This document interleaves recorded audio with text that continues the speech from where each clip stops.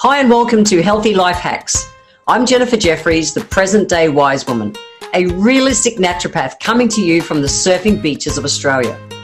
This podcast is for those of you who are wanting to really rock your life and health and live from a place of prevention.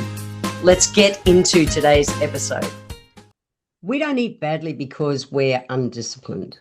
We eat badly when we're tired, when we're overwhelmed, when we're dysregulated, hormonally cooked.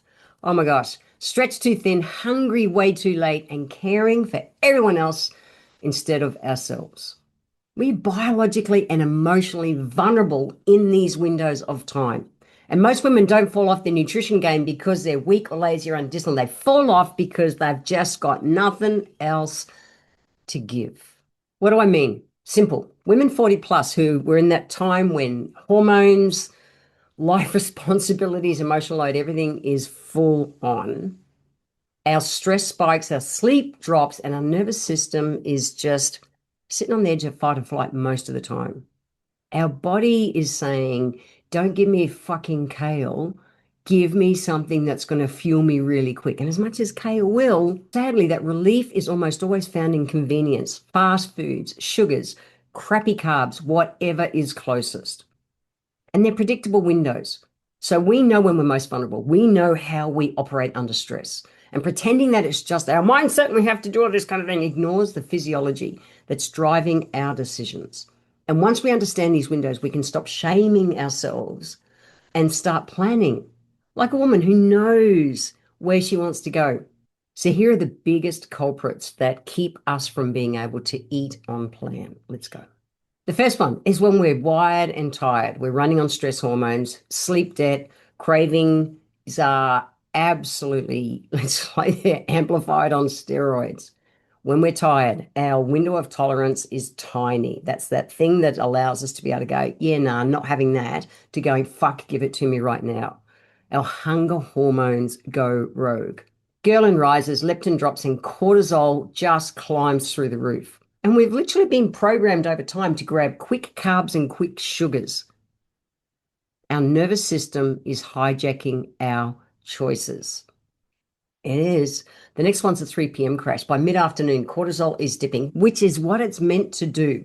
Meant to wake in the morning with it at 100%. It's meant to drop through the day. Every time we do a little stress, it spikes. But by mid-afternoon, it's meant to be doing its normal kind of drop. However, depending on the stresses we've been running and how we've been operating, our nervous system is going, fucking give me something.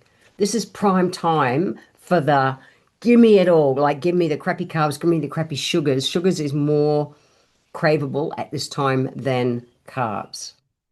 It's huge and it's preventable.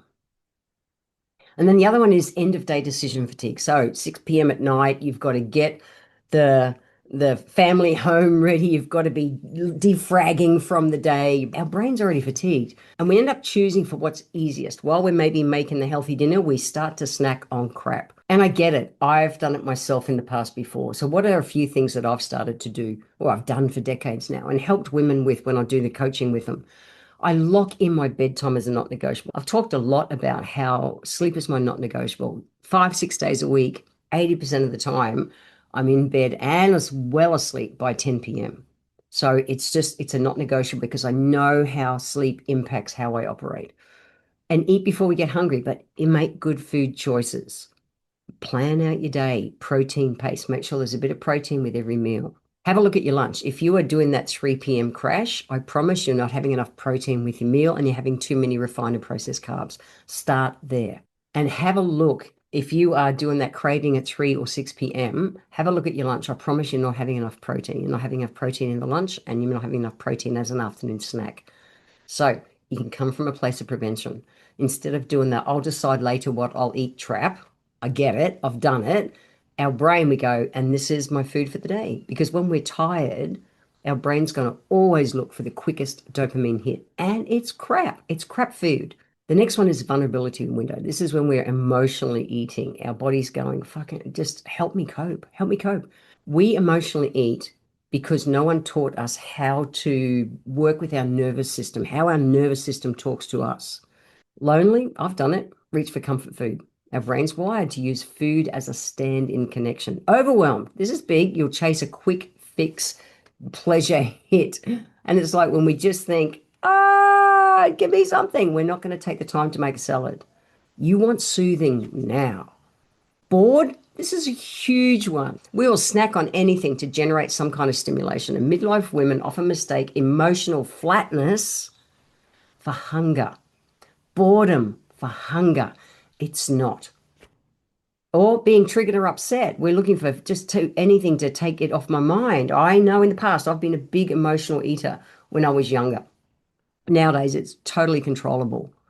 And I know planning makes a difference to how I handle my stress, which I've talked about in so many podcasts in the past. But food becomes a buffer where it shouldn't be.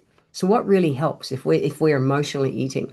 Name the emotion before we eat. So this is going on, whatever it is, angry, sad, frustrated, whatever it is, bored, and name it to calm it. And then swap your eat to regulate with a 60-second grounding ritual. Breathe, move, step outside. Me, I get up from the desk or wherever or what I am. I go out and walk the garden for 5 minutes. It's enough distraction to not go and do the emotional eating. We need to learn to build comfort that's not edible. So whether it's a warm shower or whether it's music or a hot drink or a walk, or for me, get out and just touch a plant in the garden. Call a friend, use a fucking lifeline. Go just, hey, talk me through this. Increasing our protein, planning ahead so that our blood sugars aren't amplifying the emotions. The emotions are there and we don't want to suppress them. No. However, when we've not been eating consistently and not enough good protein at each meal, any emotion is going to be amplified with a physical response. The next vulnerability window is our hormone roller coaster. Peri, post, beyond, doesn't matter where you are more menopausally, hormone shifts change everything. Cravings, appetite, metabolism, emotional bandwidth, that window of tolerance, stress sensitivity, it's all there. So perimenopause, that's before, while you're still bleeding, you're still getting your period. Our mood, sleep, and stress tolerance drop. Estrogen swings, erratic hunger, and carb cravings, they're there. We end up eating whatever steadies our nervous system fast. If you're in menopause, menopause is you're either peri or post. I'm post. So menopause is the one day that you stop bleeding. So you're either before and you're still bleeding, or you're post and you've stopped bleeding. So when we get to this part, our body becomes less forgiving with blood sugars. So when we eat the wrong thing at the wrong time, the energy crashes and cravings keep looping. So what helps? Eating protein at every meal. It is so boring, and yet it's there. I have a stash of boiled eggs in the fridge all the time. If I'm going to crave something, I'll go and have a boiled egg with a little bit of salt or a bit of soy sauce or something on it. Really simple, quick, easy, and the protein helps to settle that. That's what I call one of my future me foods. It is. So nuts are great. However, they're so calorie dense and I can't stop at one. It's just a reality. So I don't use nuts as much. I'm not disciplined enough. It's the truth. Greek yogurt. I always have a stash of Greek yogurt in the fridge, and I can just get 100 grams of Greek yogurt. Gives me about 15 grams of protein, and I'll put on a handful of blueberries. Simple. Protein balls, look, they are great. And you can download my free protein balls recipe guide, booklet, ebook from my website. If you go to jenniferjefferies.com, go and download that for free. But I'm lazy. I don't do that, but I definitely do the boiled eggs. We have stashes of them everywhere. So the next one is if you are into intermittent fasting. That's so hard to say. When you're stressed or hormonally unstable, don't do it.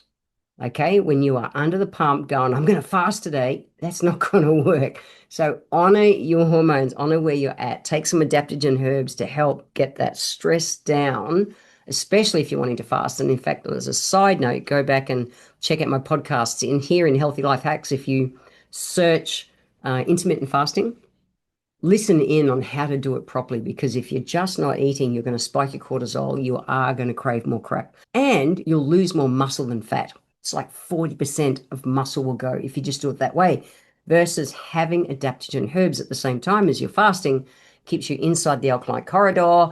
Your cortisol stays low. You burn up fat. So the bottom line is, like I said at the start, we eat badly when we're tired, stressed, overwhelmed, dysregulated, hormonally off track, stretched too thin, looking after everyone else before we look after ourselves. That's it. We are more biologically and emotionally vulnerable in these times, these windows. That window of tolerance becomes tiny. So once we get that it's okay, we can start living from a place of prevention. Okay, stop trying to do things when we're so emotionally vulnerable, and support our body so that we're not so emotionally vulnerable. So it's not just down to eating. We need to look at our sleep. We need to look at managing our stress. I'm a not negotiable adaptogen herbs every single day because I know how they help my body deal with stress. Send me a message if you want to know the ones that I take. Stay fed. Come from a place of prevention. Eat regularly. Make sure there's a bit of protein pacing at every meal. And honor your hormones. Know that you're in a cycle. It doesn't matter where we are through life. We are in cycles. And stress throws our hormone cycles. So come from a place of prevention. Okay? I promise making those choices 80% of the time will move the majority of our off-track eating. I want to thank you for being here today. If you enjoyed my podcast, please let me know by leaving a review on Apple Podcast. Every month, I draw one lucky person who leaves a review, have a free 1-hour consultation with me. Be sure to subscribe to the show wherever you're tuning in from so that you always catch the next episode. I welcome your emails, and you can write to me at podcast@healthylifehacks.com.au.